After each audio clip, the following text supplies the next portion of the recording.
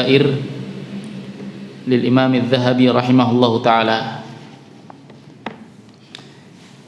Kita ambil pembahasan dosa besar yang ke-9.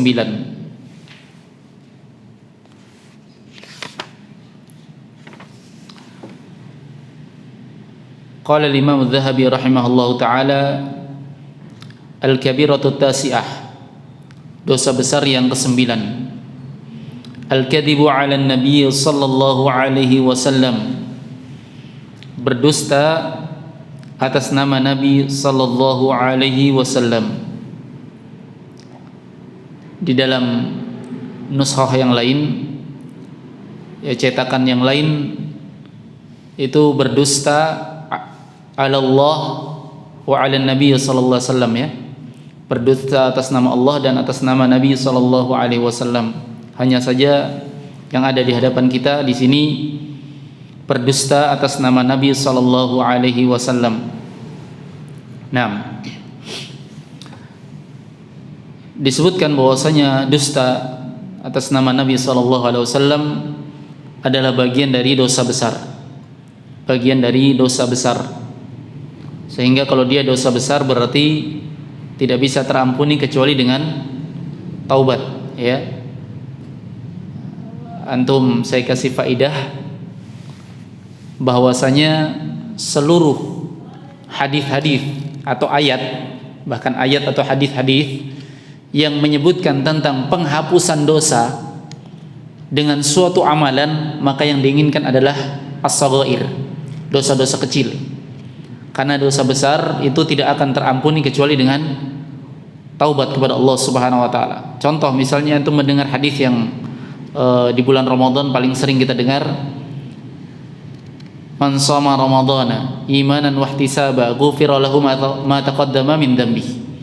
Barang siapa yang berpuasa di bulan Ramadan karena keimanan dan ihtisab, mengharapkan pahala, diampuni dosanya yang telah lalu. Dosa apa di sini? Dosa kecil. Ya. As-salawatul khams, al-jum'ah ila al-jum'ah wa ramadan ila ramadan mukaffaratun lima bainahun.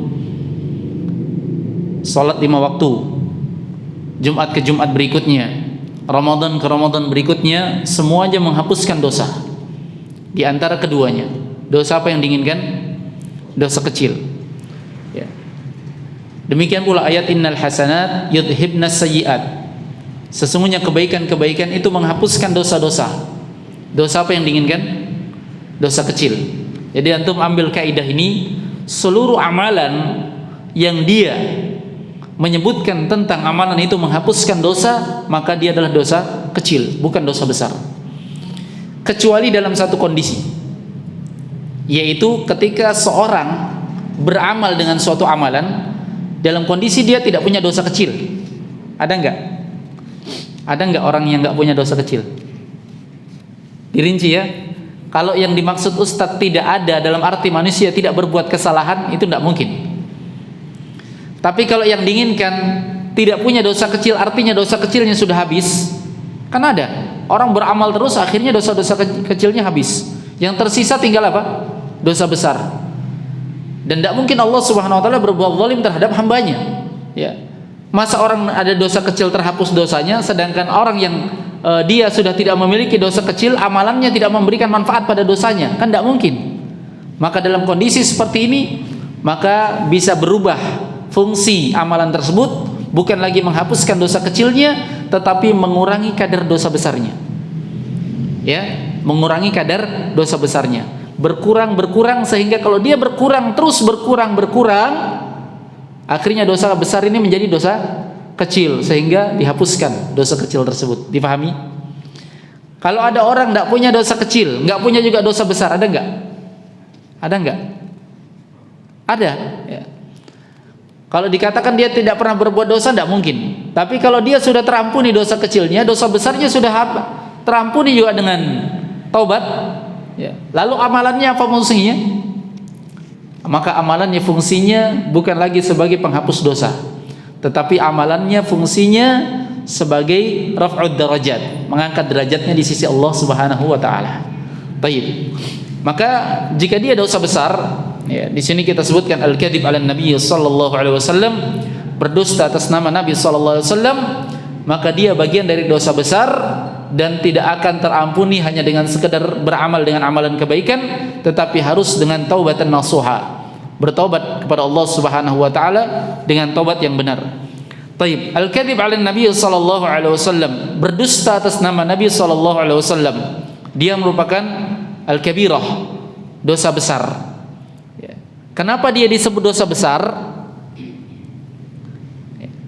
Para ulama menyebutkan kenapa amalan atau suatu dosa itu disebut dosa besar.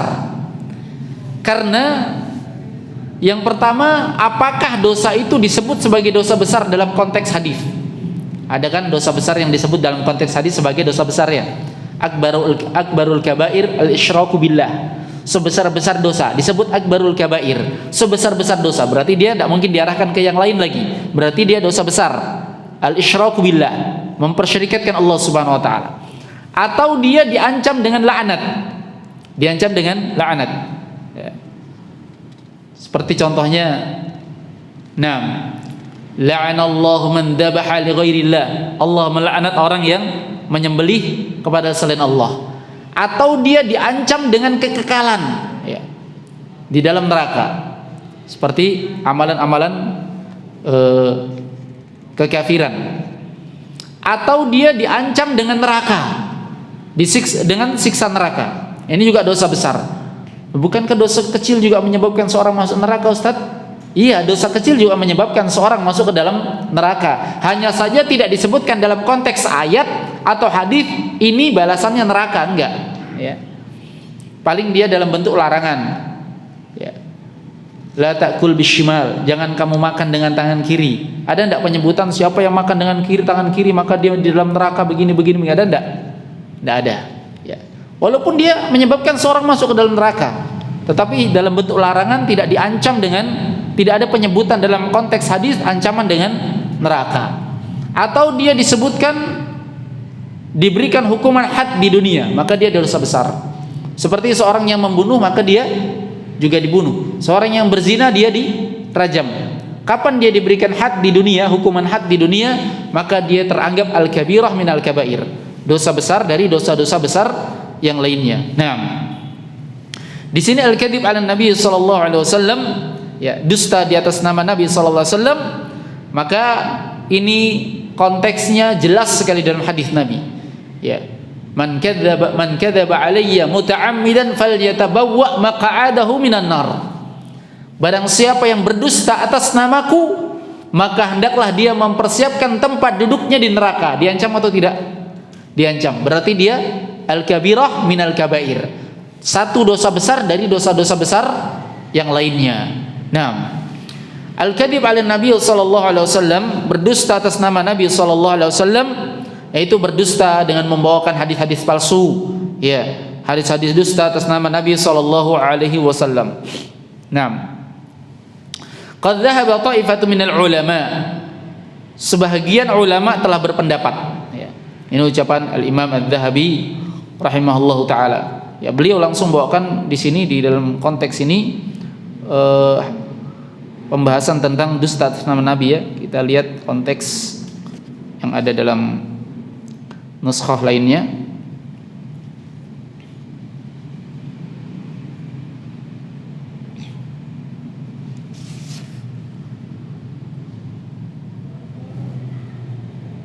Baik, supaya tidak terluputkan faidah, di sini disebutkan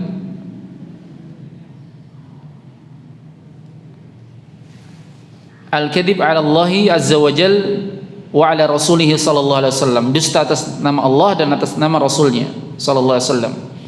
Qala Allah Ta'ala, Allah berfirman, wa yaumal qiyamati taral ladzina kadzabu 'ala Allahi wujuhum muswaddah. Pada hari kiamat engkau akan melihat orang-orang yang mereka mendustakan atas nama Allah, berdusta atas nama Allah, wajah-wajah mereka menghitam. Wajah-wajah mereka menghitam. Nah, qala Al-Hasan, Imam Al-Hasan Al-Basri berkata, humul ladzina yaqulun, mereka adalah orang-orang yang berkata, in syi'na fa'alna, kalau kami mau kami lakukan, wa in syi'na lam naf'al, kalau kami tidak mau kami tidak mau lakukan. Nah, Qala Ibnul Jauzi, berkata Ibnul Jauzi rahimahullahu taala fi tafsirih, dalam tafsirnya, wa qad dhahaba ta'ifatu minal ulama, baru dibawakan perkataan ini.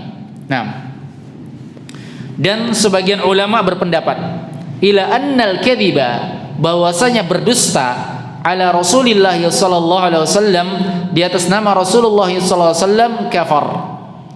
Ya. Dia telah kafir atau kufrun, merupakan kekafiran.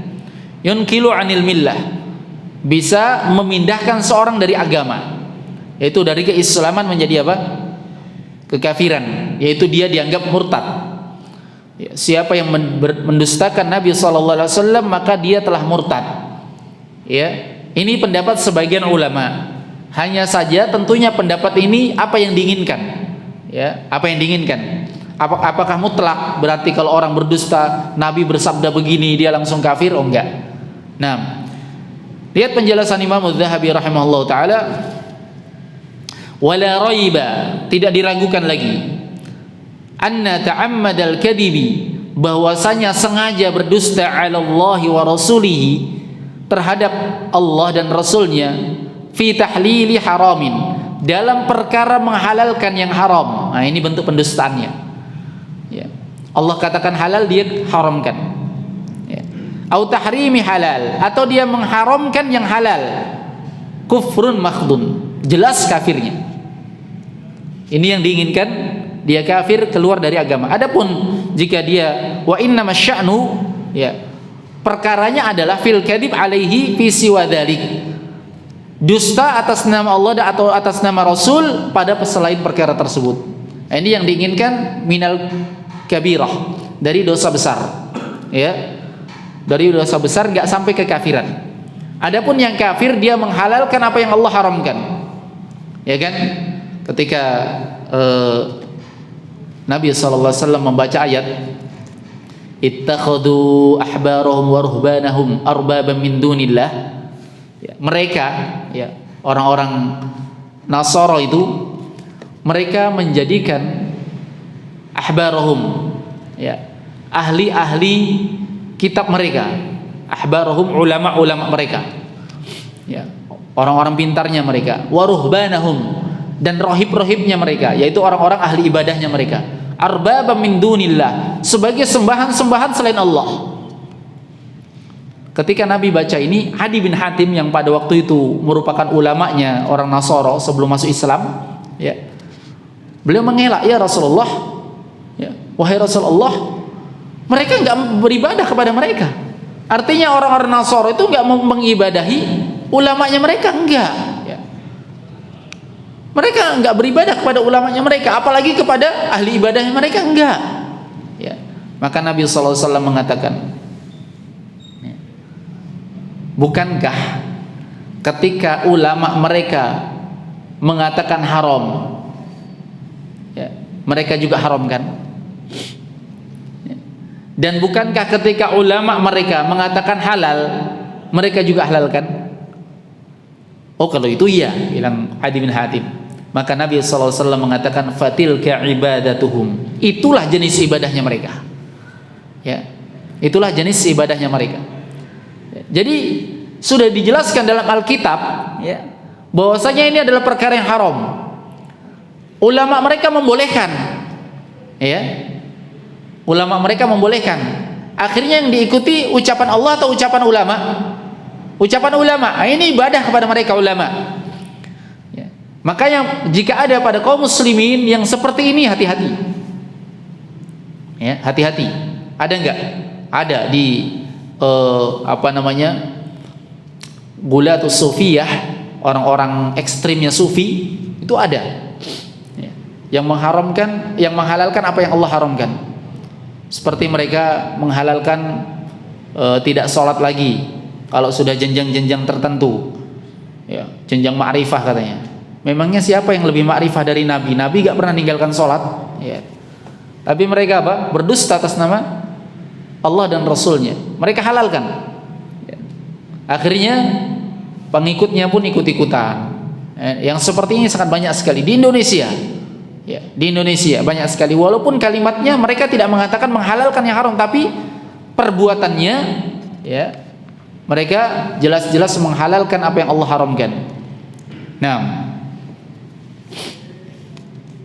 qala an-nabiy sallallahu alaihi wasallam, Nabi sallallahu alaihi wasallam bersabda, "Inna kadiban alayya laisa ka kadibin ala ghairi." Sesungguhnya berdusta atas namaku beda dengan berdusta atas nama selainku. Wa man kadzaba alayya muta'ammidan falyatabawwa maq'adahu minan nar. Barang siapa yang berdusta atasku dengan sengaja, maka hendaklah dia mempersiapkan tempatnya di neraka. Jadi di sini ada dua pembahasan, ikhwah. Pembahasan yang pertama berdusta secara umum. Pembahasan kedua berdusta atas nama Nabi sallallahu alaihi wasallam. Berdusta atas nama Nabi sallallahu alaihi wasallam lebih besar dosanya daripada berdusta atas nama selainnya, secara umum. Difahami ya? Tayyib.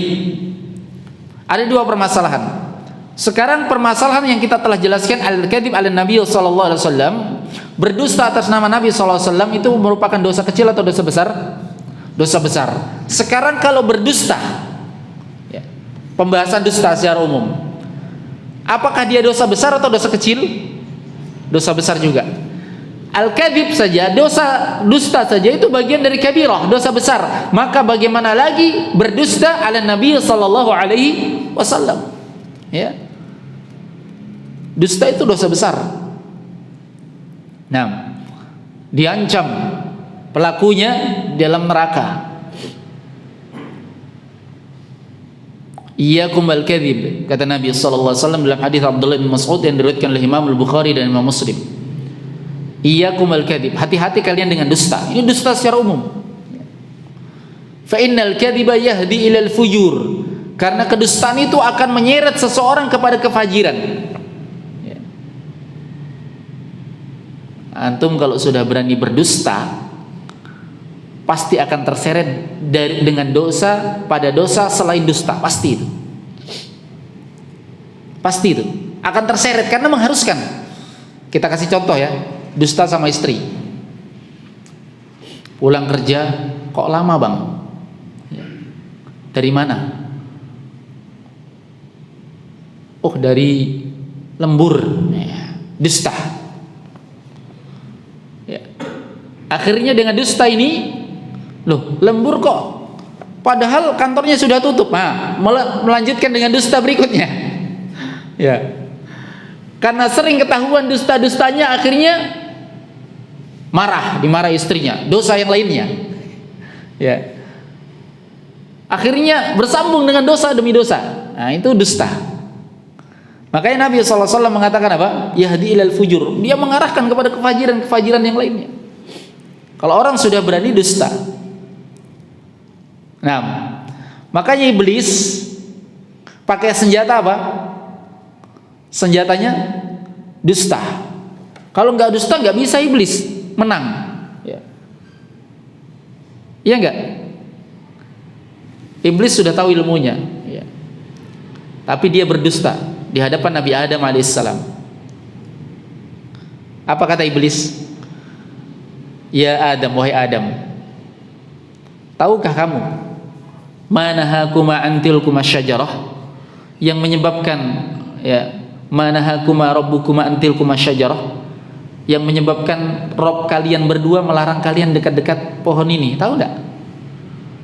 Illa an takuna malakain, kecuali kalau kalian mau coba dekat-dekat atau makan buahnya, kalian bisa jadi dua malaikat. Kalau manusia bisa mati, malaikat makhluk termulia. Au takuna minal khalidin, atau kalian menjadi orang yang kekal selama-lamanya di dalam sorga. Itu sebabnya Allah larang kalian. Allah nggak mau kalian kekal di sini. Baru kalah Adam. Fa'akala minha, akhirnya Adam makan. Ya. Jadi dusta itu bisa mengecohkan seseorang, ya, mengecohkan seseorang. Dan ini senjatanya iblis. Jadi kalau ada orang memakai kedustaan untuk dijadikan senjata, ya, untuk menghilangkan jejaknya, dia pakai senjatanya iblis sudah. Ya. Ditanya begini baik-baik, dia dusta. Oh enggak Ustaz, begini nih, sebenarnya saya begini. Oh, senjatanya iblis dia pakai. Akhirnya apa? Mau nggak mau, ya, seorang muslim kan wajib berhusnudzon kepada yang lainnya, berbaik sangka. Kita terima aja, tapi dia telah mendapatkan dosa apa? Dusta. Senjatanya syaitan dia pakai.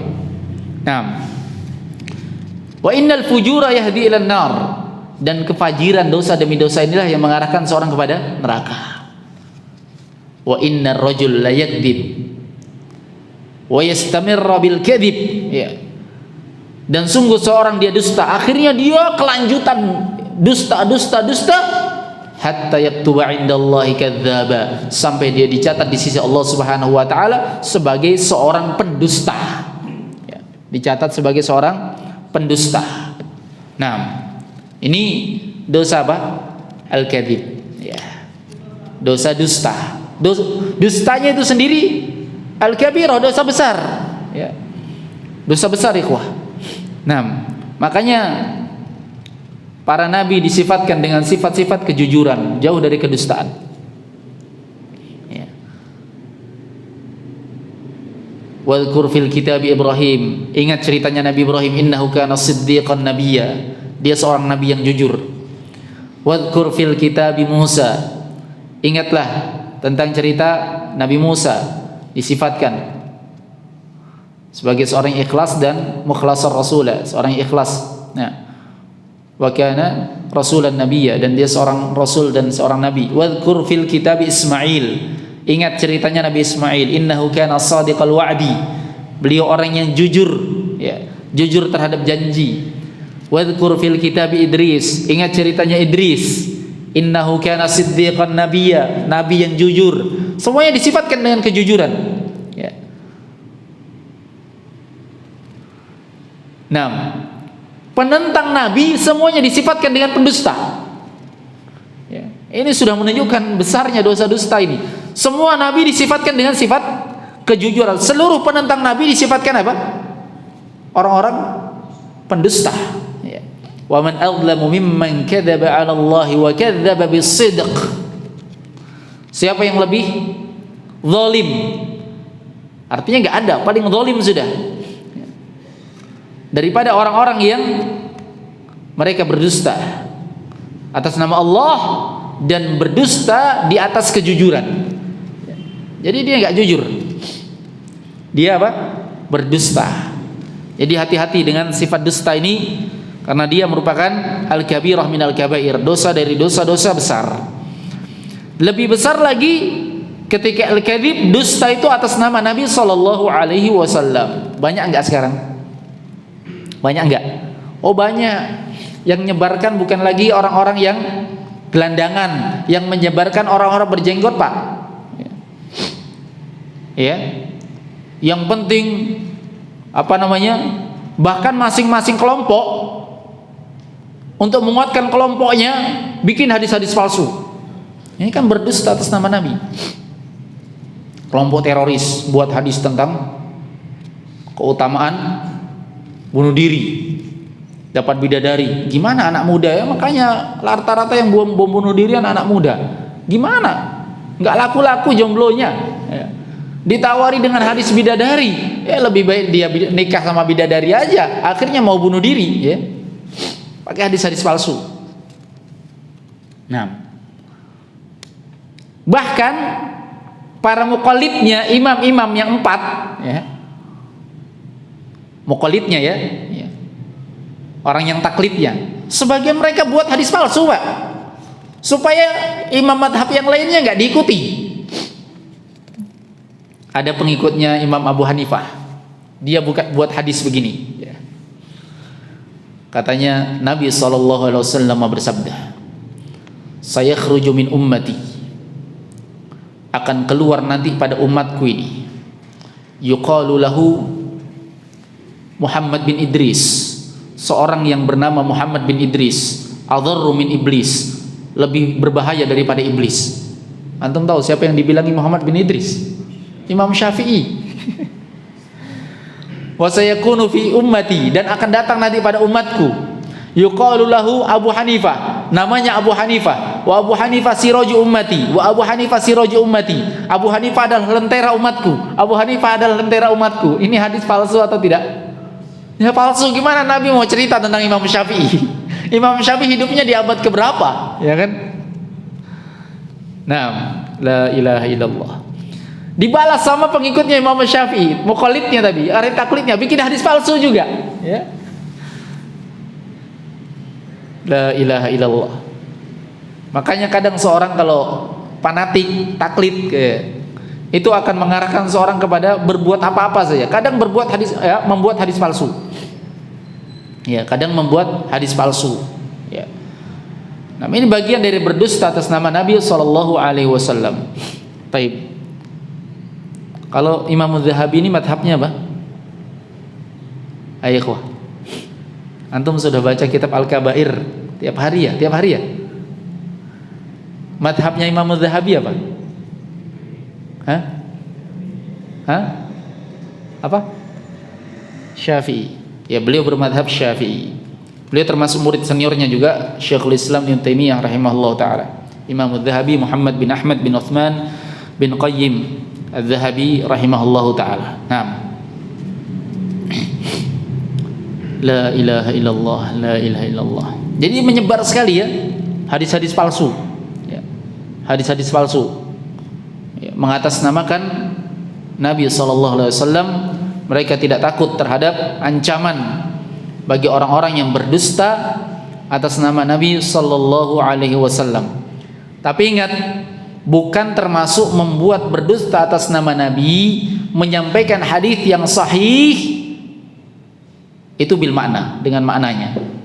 Karena para ulama membolehkan, bedakan ya, menyampaikan hadis palsu dengan menyampaikan hadis bil makna. Karena riwayah bil makna itu dibolehkan, riwayat dengan makna itu dibolehkan. Tapi ingat ya, yang meriwayatkan dengan makna ahli hadis. Kalau kita belum tentu itu maknanya kita riwayatkan, ya kan? Yang tahu tentang makna kan ahlul hadis. Ya, makanya sebagian mereka meriwayatkan hadis bil makna, dengan makna. Ya. Kadang mereka membawakan hadis Nabi sallallahu alaihi wasallam, qala Nabi sallallahu alaihi wasallam, Nabi sallallahu alaihi wasallam bersabda begini, ya. Au bi makna, atau yang semakna dengannya. Diikutkan au bi makna, ya. Atau yang semakna dengannya. Maksudnya, ya. Hadisnya maknanya seperti itulah. Walaupun teksnya mungkin tidak pas, ya. Mungkin tidak pas. Tetapi riwayat bil makna ini diperbolehkan. Nah, tapi hati-hati ya, jangan kita riwayatkan bil makna dengan makna kita, dengan makna kita. Nah, karena kadang makna kita salah atau tidak melingkup. Contoh hadis an-nadhafatu minal iman, ya, kebersihan itu bagian dari iman. Ini hadis lemah atau sahih? Hadis dhaif ya, hadis lemah. Nabi sallallahu alaihi wasallam bersabda, at-tahuru syatrul iman. Kesucian bagian dari iman. Ini sahih atau tidak? Sahih, riwayat Muslim. Maknanya sama enggak? Hah? Oh, enggak sama. Jangan bilang semakna. An-nadhafah itu bagian dari at-taharah. Tapi at-taharah lebih luas, ya. Kesucian itu lebih luas. Enggak sekedar kebersihan aja, ya. Taharah itu mencakup kebersihan, ya, pada ruangan, pada badan, pada hati. Itu at-taharah lebih luas maknanya. Ya, jadi jangan mentang-mentang boleh riwayah bil makna, kita seenaknya sendiri makna sesuai dengan ya apa yang kita inginkan. Nah, dan ini juga yang membedakan antara hadis dengan Al-Qur'an. Ya. Ada yang mengatakan, apa bedanya hadis qudsi dengan Al-Qur'an? Hadis qudsi kan qala Allah juga kan? Firman Allah juga. Tapi bedanya dengan Al-Qur'an apa? Kalau Al-Qur'an kita menyampaikannya harus dengan teksnya. Enggak boleh tidak. Ya. Paham ya? Dengan teksnya. Allah Subhanahu wa taala berfirman seperti ini. Dengan teksnya. Enggak boleh ditambahi waw, enggak boleh dikurangi waw. Satu huruf enggak boleh ditambahi. Kalau kita menyebutkan artinya, kita sebutkan yang artinya. Enggak boleh itu disebut ayatnya. Ini Al-Qur'an, enggak boleh dirubah. Tapi kalau hadis qudsi, dia adalah ucapan Allah, firman Allah, tapi dia bentuknya hadis. Hadis sama dengan hadis yang lainnya. Yaitu apa? Boleh diriwayatkan dengan makna. Makanya beda-beda kan hadis. Kadang dalam riwayat ini lafadznya begini, dalam riwayat ini lafadznya begini, ya. Nah, dalam riwayat Muslim Nabi SAW bersabda, "Man 'amila 'amalan laisa 'alaihi amruna fahuwa radd." Dan riwayat Al-Bukhari, "Man ahdatsa fi amrina ma laisa minhu fahuwa radd." Berbeda lafadznya, ya, tetapi maknanya sama. Maknanya sama. Nah, makna ahdatsa membuat perkara baru, yaitu melakukan amalan di dalam Islam.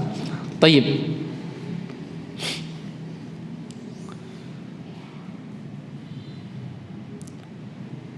Man kadzaba alayya muta'ammidan, barang siapa yang berdusta atas namaku dengan sengaja, ya, dengan sengaja dia membuat hadis palsu, ya, mengatasnamakan atas nama Nabi sallallahu alaihi wasallam, hadis-hadis, ya.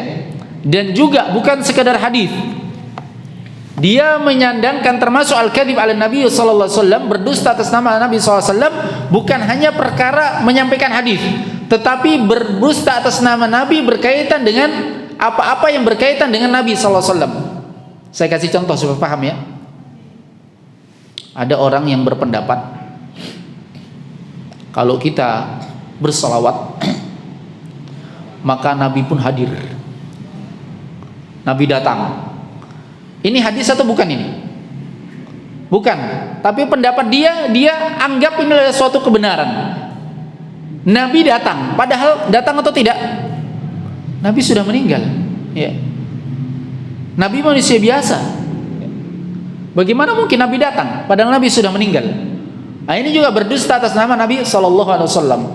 Ya, berdusta atas nama Nabi sallallahu alaihi wasallam. Taib, falyatabawwa maq'adahu minan nar, maka hendaklah dia mempersiapkan tempat duduknya di neraka. Kalimat maq'adahu, tempat duduknya, maksudnya adalah tempatnya, sebagai bentuk ancaman. Bukan berarti di neraka dikasih tempat duduk, ya, enak-enak duduk-duduk santai-santai, enggak, ya. Tetapi maksudnya dia jelas akan mendapatkan bagian di dalam neraka Allah Subhanahu wa taala. Taib. Wa qala an-nabiy sallallahu alaihi wasallam, dan Nabi sallallahu alaihi wasallam bersabda, "Man kadzaba alayya buniya lahu baitun fi jahannam." Siapa yang berdusta atas namaku, maka dibangunkan baginya rumah di neraka Jahannam. Wa qala man yaqul anni ma lam aqulhu falyatabawwa maq'adahu min nar. Ini semakna semuanya. Barang siapa yang mengucapkan sesuatu tentangku, dariku, yang aku tidak ucapkan, maka hendaklah dia mempersiapkan tempat duduknya dalam neraka.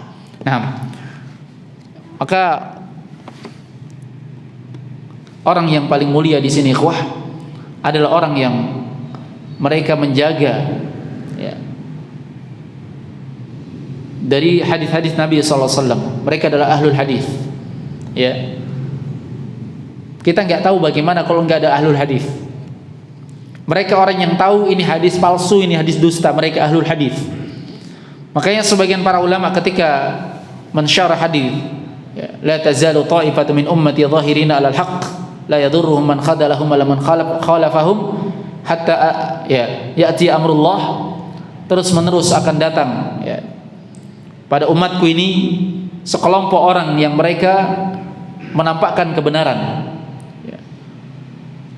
Mereka ditolong, ya.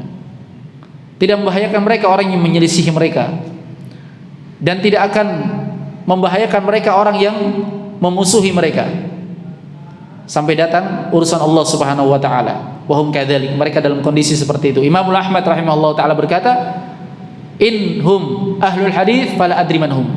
Kalau mereka bukan ahlul hadis, seandainya mereka bukan ahlul hadis yang diinginkan dalam hadis ini, saya nggak tahu siapa mereka. Artinya mereka ini adalah siapa? Ahlul hadis.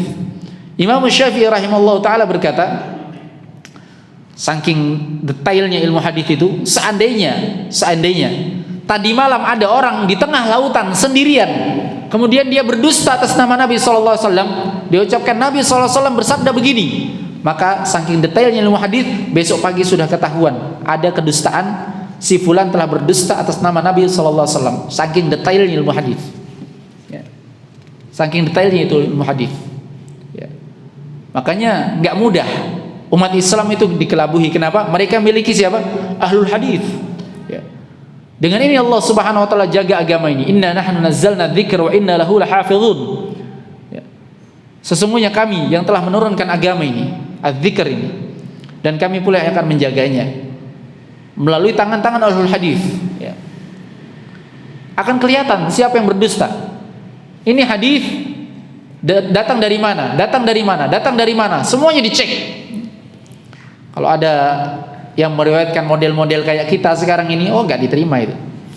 Kita kalau hidup di zaman mereka ahlul hadis, kita dapat posisi, ya, dapat posisi apa namanya, dhaif jiddan, itu kemuliaan bagi kita.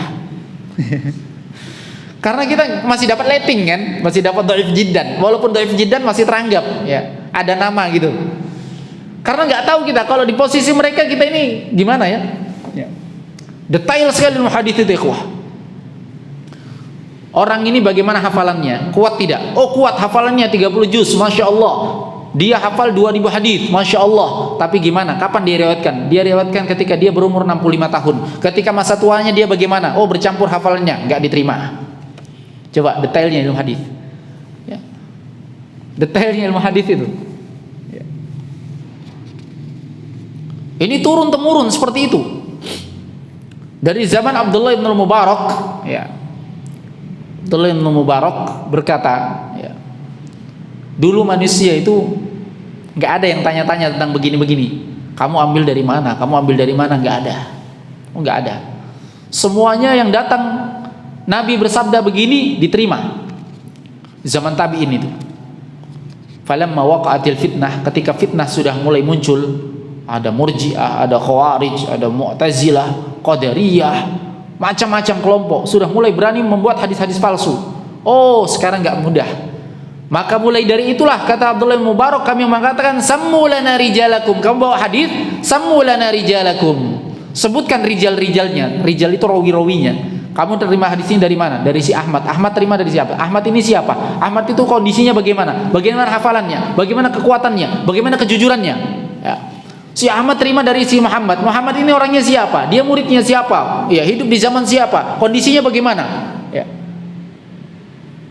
Di akhir umurnya dia pernah lupa enggak? Ya. Bayangkan itu. Wa in kana min ahli sunnah, kalau dari ahli sunnah kuat, thiqah, terpercaya, akhadna, kami ambil. Wa in kana min ahli bidah, kalau dari ahli bidah, tarakna, kami tinggalkan. Itu detailnya ilmu hadis, ya. Sampai kata Imam Muhammad bin Sirin, ya, Naam, al-isnadu minad din. Sanad itu bagian dari agama. Walau lal isnad, seandainya bukan karena isnad, laqala man syaa ma syaa. Maka orang yang pengen berucap dia ucapkan saja. Oh, Nabi juga berkata begini, Nabi berkata begini, ya kan?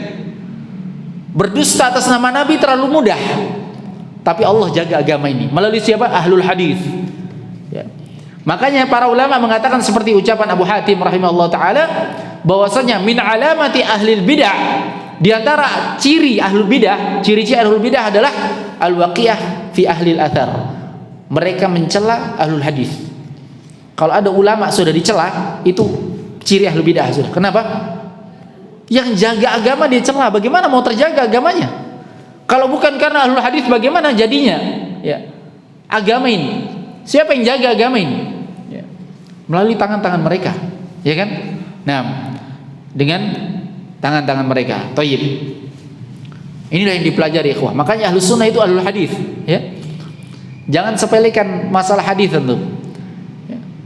Kalau kita mau debat orang selain ahlus sunnah pakai modal yang pernah didengar saja, hadis-hadis yang kita pernah dengar, kalau mereka bawakan hadis gimana? Kita mau katakan, oh itu hadisnya palsu, padahal kita nggak punya ilmu itu palsu atau tidak. Ya. Mereka juga punya hadis, gimana caranya? Ya. Kecuali ketika seorang telah mempelajari ilmu hadis. Makanya ilmu hadis itu ilmu yang sangat penting sekali dalam agama. Ya, ilmu yang sangat penting sekali dalam agama kita. Dirinci, lihat, ya, rawi-rawinya mana ini. Ya. Saking telitinya, sebagian pernah ada yang meriwayatkan seperti ini, saking detailnya ilmu hadis. Ya, saking detailnya. Ada seorang, dia pernah memberi makan ayam. Ya. dilihat. Kita kan biasa ya ngasih makan ayam ya, ker gitu ya. Ayamnya yang mendekat, dia nggak jadi kasih. Kelihatan orang seperti ini, dia sudah dikatakan pendusta, nggak diterima hadisnya. Kenapa? Kalau ayam saja dia sudah berani dustai, gimana lagi orang? Ya. Lihat bagaimana. Satu kali pernah kelihatan dusta, nggak akan diterima hadisnya selama-lamanya. Ya. Saking detailnya itu ilmu hadis. Kalau kita pernah kelihatan dusta, sering. Terus bagaimana hadis kita mau diterima? Wah, masya Allah. Ini ya terjaganya ilmu hadis, masya Allah. Seorang ulama yang besar, masya Allah, senior. Ada loh, ini riwayatnya dari ini, diterima hadisnya. Ini riwayatnya dari ini juga. Loh kok tidak diterima hadisnya? Gimana ini Ustaz? Alul hadis ini model apa ini? Lihat detailnya ilmu hadis. Ini dia riwayatkan ketika si fulan masih muda. Sedangkan hadis ini diriwayatkan dari orang itu juga dalam kondisi sudah tua. Ketika dia kondisi sudah tua, hafalannya sudah bercampur. Makanya semua hadis yang diriwayatkan di masa tuanya mukhtalid, bercampur, nggak diterima. Saking detailnya itu ilmu hadis. Kalau ada hadis tidak ditahu ini dia riwayatkan masih muda atau sudah bercampur hafalannya, hadisnya ditolak. Seperti hadis ad-du'a'u mukhul ibadah contohnya. Doa itu intisari ibadah. Maknanya betul memang. Enggak ada orang yang ibadah itu enggak ada nilai doa di dalamnya, enggak ada. Tetapi dijadikan ini hadis. Oh, hadis ini datang dari jalan Abdullah bin Lahiyah. Abdullah bin Lahiyah ulama besar. Hafalannya masya Allah. Tapi di masa tua dia bercampur hafalannya. Enggak diterima hadisnya. Kenapa? Hadisnya enggak ditahu. Dia riwayatkan di masa muda atau di masa tua. Ya. Saking detailnya apa? Ilmu hadis. Nah, masya Allah. Ini penjagaan apa? Supaya orang tidak bermudah-mudah berdusta atas nama Nabi sallallahu alaihi wasallam.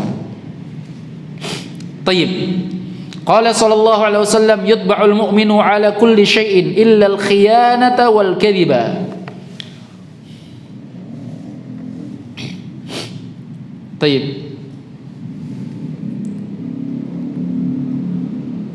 Hadis ini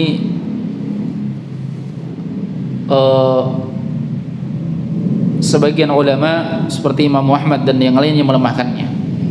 Ya, disebabkan adanya keterputusan antara Al-A'mash dengan Abu Umamah. Al-A'mash enggak mendengar dari Abu Umamah. Ya, Al-A'mash enggak mendengar dari Abu Umamah. Ini salah satu bentuk kelemahan hadis. Hadis itu kalau mengkote, kalau kita kan lihat rawi itu, masya Allah ya, ulama enggak sekedar itu. Hadis itu kadang dilihat walaupun dari ulama, tapi kalau ya terputus bukan zamannya, maka dia dianggap apa? Lemah. Ya. Ilmu hadis itu enggak main-main ya, ikhwah. Ilmu hadis itu enggak main-main. Ada ulama yang mengatakan abi dhaif, bapakku dhaif. Bapaknya sendiri didhaifkan. Ya. Ya. Bapaknya sendiri didhaifkan. Kenapa? Karena ini masalah agama, terjaga agama atau tidak. Ya. Tayyib. Wa qala man ra'a anni haditsan wa huwa yara annahu kadhibun fa huwa ahadul kadhibain. Ini lafadznya kadzabain ya. Tayyib. Ada beberapa konteks memang.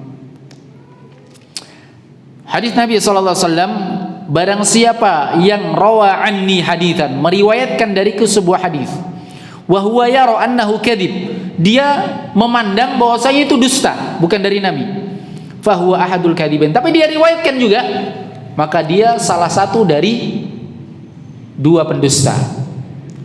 Kalimat kadzibain ya, atau di sini konteksnya kadzabain, bisa dibaca dengan dua bacaan. Bisa dibaca kadzabain, bisa dibaca kadzabin. Kalau kadzabain artinya dia termasuk salah satu dari dua pendusta. Pendusta pertama yang menyampaikan hadis. Pendusta kedua siapa? Dia. Ya. Kalau dengan bacaan yang lain, ada juga para ulama membaca fahuwa ahadul kadzabin. Maka dia salah satu dari para pendusta. Ya. Dari para pendusta. Tayyib. Hadis ini adalah kecaman bagi orang yang bermudah-mudahan dalam menyampaikan hadis palsu. Hadis palsu. ya, atau hadis lemah. Nah, sudah tahu itu lemah masih disampaikan. Dalam pembahasan ini para ulama berbeda pendapat. Sebahagian kecil ulama berpendapat tentang bolehnya menyampaikan hadis-hadis palsu yang berkaitan dengan fadhailul a'mal. Ingat ya, terkait fadhailul a'mal saja, keutamaan amal saja. Ini pendapat yang dikuatkan oleh Imam Nawawi rahimahullahu taala.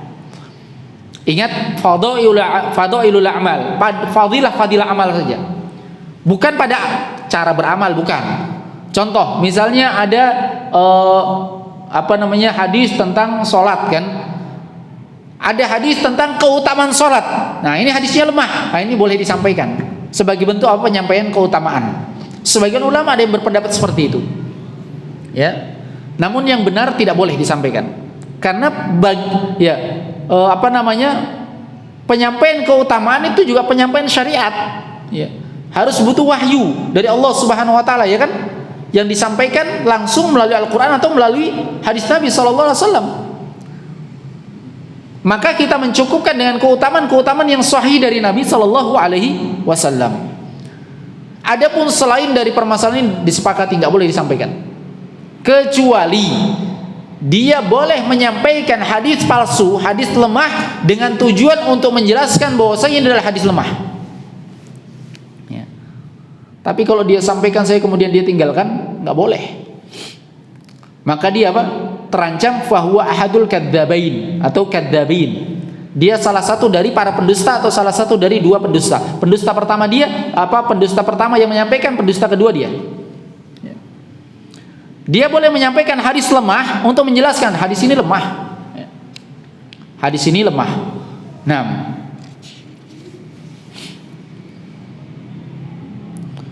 tayyib, difahami ikhwah ya? Maka tidak boleh ya menyampaikan hadis-hadis yang lemah. Ya. Kecuali untuk dijelaskan bahwasanya hadis tersebut adalah hadis yang lemah. Seperti para ulama, mereka memiliki kitab-kitab al-mawdu'at, ya. Mereka memiliki kitab ad-dha'ifah, ya, dan seterusnya. Taib. Falahun lak, maka keberuntungan bagi engkau, ya. Bihada, dengan perkara ini, anna riwayat al-mawdu' la tahil, bahwasanya riwayat maudhu, maksudnya hadis-hadis yang maudhu, la tahil, ini tidak halal. Ya. Riwayat yang maudhu berarti dia palsu. Berarti dia berdusta atas nama Nabi sallallahu alaihi wasallam. Berdusta atas nama manusia saja enggak boleh.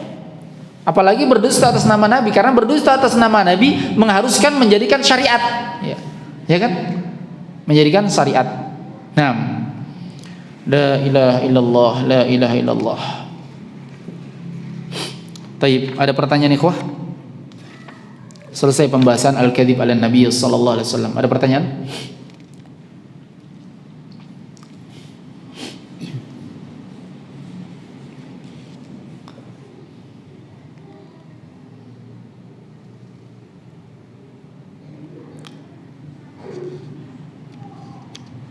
Tafadhal, yang mau tanya.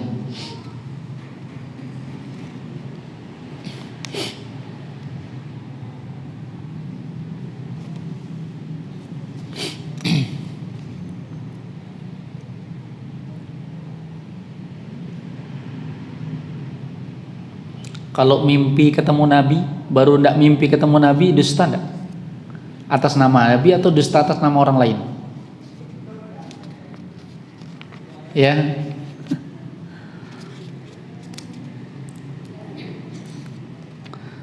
Ini poin-poin yang perlu diperhatikan, banyak terjadi. Kalau dia berdusta, ngaku keturunan Nabi, padahal dia nggak ada sanadnya, nggak jelas dia keturunan Nabi atau bukan, masuk berdusta atas nama Nabi atau tidak? Ya, berdusta atas nama Nabi. Karena banyak keharusan-keharusan yang menjadi deretan, ya. Kalau dia menjadi keturunan Nabi sallallahu alaihi wasallam. Nah, makanya hal yang mengherankan di Indonesia adalah kenapa banyak mengaku keturunan Nabi hidup di Indonesia, ya. Coba di Arab sana cari Habib. Jarang, ya. Susah cari Habib di Arab ya. Mungkin Nabi pernah ke Indonesia, mungkin dia kira. Kok keturunannya Nabi banyaknya di Indonesia gitu loh. Kita tidak mengingkari, tidak mengatakan itu benar atau tidak, enggak. Hanya saja kadang seorang itu perlu untuk teliti, ya. Tidak bermudah-mudahan dalam perkara tersebut, ya. Tidak bermudah-mudahan. Mungkin saja ada keturunan Nabi yang hijrah dia bersafar ke Indonesia, kemudian dia punya keturunan Indonesia, ya mungkin saja, ya. Tapi kan kita hanya mengingatkan tidak boleh bermudah-mudahan karena ada keharusan dari perkara tersebut. Kalau dia ada keturunan Nabi, dia tidak boleh menerima, tidak boleh makan sedekah, ya kan? Dia hanya boleh menerima hadiah. Ya kan banyak konsekuensinya. Kalau dia mengaku keturunan Nabi sallallahu alaihi wasallam. Wah, di Indonesia ini ratusan, ya. Ya. Habaib ya. Ya. Kalau di Arab sendiri ya saya ya bisa dihitung jari ya, maksudnya yang mengaku. Kalau yang betul wallahu alam mungkin saja banyak ya. Nah, tapi hal tersebut bukan menjadikan mereka suatu hal yang dibangga-banggakan. Nah, wallahu alam. Tafadhal. Bagaimana hukumnya kita bohong tapi bohong putih istilahnya? Misalnya ada dua perkara tapi untuk menyatukan ini yang itu pada tidak ini itu gimana? Taib. Laisa al-kadhib fi thalatha. Itu masuk dalam konteks hadis bukan dusta pada 3 perkara. Ya. Yang pertama apa? Yang pertama kedustaan seorang suami terhadap istrinya. Ya. Yang kedua yaitu tadi untuk menyatukan 2 orang yang berselisih. Ya, tetapi al-kadzib di sini, dusta yang dimaksud di sini ya, untuk menyatukan seperti itu dusta yang masih memiliki kemungkinan diarahkan ke hal yang lainnya. Paham? Paham ya? Contohnya yang artinya dia bukan murni dusta, enggak. Kalau bahasa ulama sekarang tauriyah itu menyembunyikan sesuatu seakan-akan berdusta padahal ada sisi enggak berdustanya. Ya. Contoh, seorang suami mengatakan, "Wahai istriku, dengarkan, engkau itu adalah bagiku wanita, satu-satunya wanita yang ada di dalam hatiku." Kira-kira dusta enggak ini? Dusta enggak? Dusta. Boleh enggak mengucapkan ini? Boleh. Ini bagian dari kemesraan, ya. Bagian dari sesuatu yang diungkapkan yang menumbuhkan kecintaan. Ya. Kenapa boleh? Karena sebenarnya bukan dusta. Engkau adalah satu-satunya wanita yang kucintai dalam hatiku. Maksudnya intinya adalah yang paling dicintai. Ya kayak yang lain ya ada. Masa dia nggak cinta sama ibunya? Masa dia nggak cinta dengan para sahabat, para sahabiah, istri-istri Nabi Sallallahu Alaihi Wasallam? Masa dia nggak cinta dengan orang-orang tetangga-tetangganya? Lain cintanya ya. Cinta tetangga kan wajib juga. Walaupun para wanita, ya kan? Masa dia nggak cinta dengan kaum mukminah secara umum? Cinta. Cinta letaknya di mana? Di kepala atau di hati? Cinta itu amalan hati, berarti semua orang yang dicintainya ada dalam hatinya. Ya kan? Ya enggak? Dusta enggak? Dusta dong. Tapi boleh enggak? Boleh. Diungkapkan saja. Ya. Sama tadi, menyatukan antara 2 orang, ya. Maka diberikan contoh misalnya kan, ya. Sepertinya dia itu enggak seperti ini, padahal dia seperti itu. Tapi diarahkan ke yang lain supaya apa? Tidak saling bermusuhan dan seterusnya. Wallahu a'lam. Baik.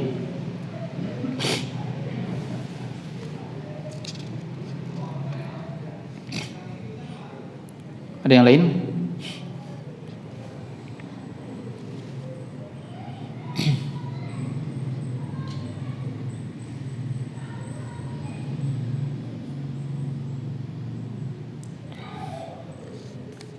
La ilaha illallah, la ilaha illallah.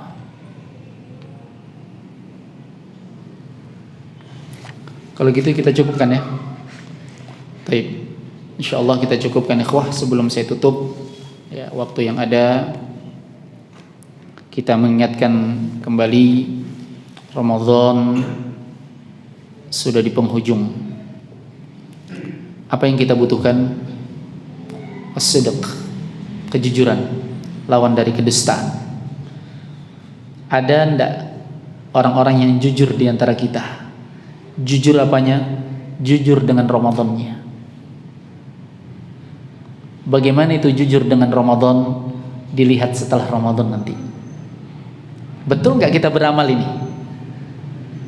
Karena sesuatu hasil dilihat ketika sudah keluar dari ujiannya. Pernah sekolah SD, Masya Allah peringkat 1, ijazahnya nomor 1. Teman-temannya sudah ke SMP, dia nganggur. Berhasil nggak namanya? Nggak berhasil. Sehebat apapun dia, dilihat bagaimana ketika dia melanjutkan. Sampai ketika sarjana pun sudah S3, pulang dari S3 sarjana, Masya Allah, teman-temannya yang SMA apa semua kerjaannya sudah ngantor, ya, Masya Allah. Dia S3 pulangnya kembali dayung becak. Yang kita nggak salahkan sih dayung becak, tapi kan kurang cocok ya. Kalau masalah akhirat oke, kita tidak permasalahkan. Tapi kalau dari sisi masalah dunia, S3-nya tadi berhasil nggak? Kok jadi tukang becak? Ya. Memangnya tukang becak butuh ijazah sampai S3 segala gitu? Ya. Kan dianggap nggak berhasil S3-nya, ya nggak? Seorang itu dianggap berhasil ketika kita melihat hasil dari ujiannya itu dia praktekkan nggak? Apa kata para ulama? Kunu Rabbaniin wala takunu Ramadaniin. Jadilah kamu hamba-hamba Allah yang Rabbani. Apa artinya Rabbani? Walakin kunu Rabbaniina bima kuntum tu'allimuna alkitab. Ya. Akan tetapi jadilah kalian orang yang Rabbani. Rabbani itu hamba Allah yang beribadah tiap saatnya, tiap waktunya, tiap kesempatannya, bagaimanapun kondisinya. Wala takunu Ramadaniin. Jangan jadi hambanya Ramadan. Ramadan datang beribadah, keluar Ramadan gak beribadah. Ini namanya kadzib, dusta Ramadannya. Inilah yang disebutkan Allah Subhanahu wa taala dalam Al-Qur'an, ya, wa minan nasi may ya'budullaha ala harf. Di antara manusia ada yang beribadah kepada Allah ala harfin, ay ala tarfin, di atas satu sisi. Kadang ibadah, kadang tidak. Datang waktunya ibadah, keluar waktunya tidak ibadah. Nasihat yang indah sekali dari Asy-Syaikh Al-Utsaimin rahimahullahu taala, bahwasanya innamal a'mal la tantahi bintihai mawasimiha. Sesungguhnya amalan itu tidak akan pegat, tidak akan terhenti gara-gara terhenti musimnya. Gara-gara musimnya Ramadan sudah berhenti, antum nggak pernah puasa. Gara-gara Ramadan sudah nggak ada, antum nggak pernah sholat lail. Gara-gara Ramadan nggak ini, antum nggak sholat. Jangan. Al-a'mal la tantahi bintihai mawasimiha, kata beliau. Amalan itu tidak akan pernah putus dengan terputusnya musimnya. Wa innama tantahi, amalan itu hanya terputus bintihail ajal, kalau sudah terputus ajal baru berhenti. Orang yang terputus amalannya setelah Ramadan, dikhawatirkan dia orang yang gagal dengan Ramadannya. Kenapa? Pasti dalam hatinya muncul ujub, cukup dengan Ramadan. Tetapi orang yang berhasil Ramadannya adalah dia khawatir, Ramadan saya ini diterima enggak? Ramadan saya ini diterima enggak? Akhirnya dia ibadah terus kepada Allah Subhanahu wa taala sebagaimana para as-salaf. Apa yang dilakukan para as-salaf? Para as-salaf itu menunggu Ramadan 6 ashhur, 6 bulan sebelum Ramadan mereka sudah berdoa kepada Allah Subhanahu wa taala ayyuballighahu Ramadan, agar Allah mempertemukan mereka dengan bulan Ramadan 6 bulan. Fada Allah Subhanahu wa taala 6 ashhur ba'da Ramadan ayyataqabbalahu. Dan mereka berdoa kepada Allah Subhanahu wa taala 6 bulan lagi setelah Ramadan agar amalannya di bulan Ramadan diterima. Terima ya Allah, terima ya Allah. Berarti ada apa? Takut nggak diterima. Kalau kita, wah sudah lewat malam 27, aman, sudah aman. Aman apanya? Kamu dapat Lailatul Qadarnya kok aman-aman? Ya. Ini wah. Sekali lagi yang diperlukan adalah as-sidq, kejujuran. Jangan ada dusta. Jangan ada dusta. Kalau yang ngetren itu jangan ada dusta antara kita. Kalau ini jangan ada dusta antara kita dengan Ramadan. Jangan sampai amalan kita Ramadan kemarin hanya main-main saja, hanya dusta saja. Jangan. Sekian, wallahu taala alam. Subhanakallahumma bihamdik, asyhadu an la ilaha illa anta astaghfiruka wa atubu ilaik. Walhamdulillahirabbil alamin. Waktu yang ada kita perbanyak doa kepada Allah Subhanahu wa taala di sore hari di bulan Ramadan menanti, yang menanti buka puasa, yang kata Nabi SAW, thalathatun doa la yurad. Ada 3 doa yang tidak akan ditolak. Di antaranya adalah doa da'watus shaim hina yuftir, doanya orang yang berbuka, doanya orang yang berpuasa ketika dia hendak berbuka. Perbanyak doa ikhwah. Wallahu alam. Assalamualaikum warahmatullahi wabarakatuh.